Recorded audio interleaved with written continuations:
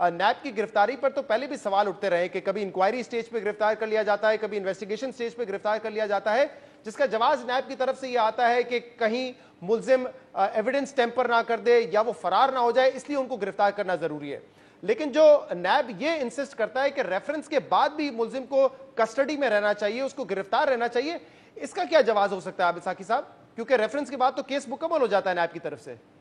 Thank you very much Shahzad Iqbal साहब। इसका जवाब ये है कि ये बुनियादी तौर पे तो हमारा मौक़िफ़ पहले से भी ये रहा है और पाकिस्तान बार काउंसिल इस पर बड़ी एक कंसिस्टेंट व्यू की हामिल रही है कि एक है कानून बराए इंसाफ और एक है कानून बराए इंतकाम। हम ये समझते रहे हैं फ्रॉम द डे वन कि ये जो नैब लॉ है ये ड्रैकोनियन लॉ है, इसको हम ब्लैक लॉ कहते रहे हैं। इसमें जो कॉन्स्टिट्यूशनल सेफ गार्ड्स हैं लाइफ और लिबर्टी के,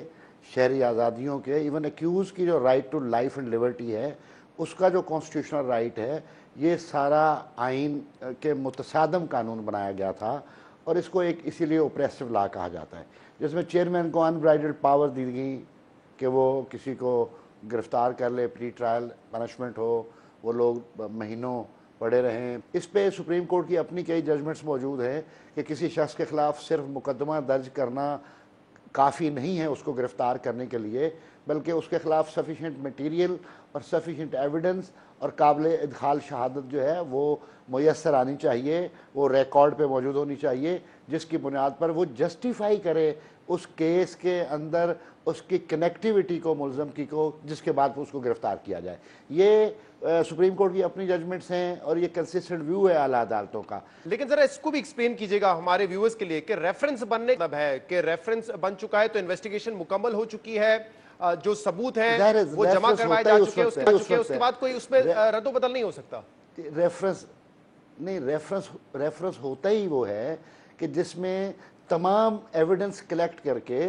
और इन्वेस्टिगेटिंग ऑफिसर जो है या एजेंसी जो है वो उसको सबमिट करती है रेलेवेंट कोर्ट में, ताकि कोर्ट उसके ऊपर ट्रायल शुरू कर सके। रेफरेंस का मतलब ये है कि तमाम शहादत जो है वो मुहैया हो चुकी है, वो कलेक्ट हो चुकी है, वो सफ़ाए मिसल पे आ चुकी है और for the purpose of investigation reference file करने के बाद तो फिर एक्यूज़ की ज़रूरत नहीं रहती तफ्तीश के लिए। ये बात में इंपॉर्टेंट है जिसको नोट करने की ज़रूरत है कि जब रेफरेंस फाइल हो जाता है तो इसका मतलब है कि तमाम शहादत जो है वो कलेक्ट होके सफ़ा मिसल पर अदालत में जा चुकी है और अब आइंदा मुल्ज़िम से ऐसा कोई इंफॉर्मेशन, ऐसा कोई डिस्क्लोजर, ऐसी कोई एविडेंस ओरल और डॉक्यूमेंट्री अब कलेक्ट करने की ज़रूरत नहीं है क्योंकि रेफरेंस फाइल हो चुका है। लेकिन अनफॉर्चुनेटली होता यह है कि रेफरेंस फाइल कर देने के बावजूद प्रोसिक्यूशन जो है या नैब अथॉरिटीज़ जो हैं वो इंसिस्ट करती हैं कि नहीं, इस मुल्क को हमने गिरफ्तार, इस मुल्ज़िम को हमने गिरफ्तार ही रखना है और इसको यानी राइट टू बेल जो है वो नहीं मिलना चाहिए, जो कि कॉन्ट्रेरी है, कानून के भी मुतजाद है और कानून के ऊपर आने वाली आला अदलिया की जो नज़ायर हैं ये तसव्वुर उनके भी खिलाफ है। अच्छा हाँ, यही मैं सवाल करना चाह रहा था कि अभी पिछले हफ्ते सुप्रीम कोर्ट का एक केस था जिसमें उन्होंने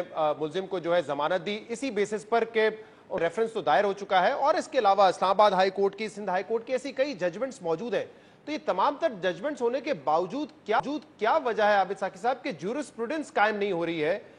कानून को तब्दील करना तो एक बात है, लेकिन ये नजीर तो हमारे सामने मौजूद है अदालतों के फैसलों की।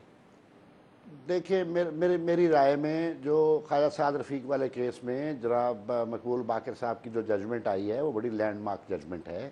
और वो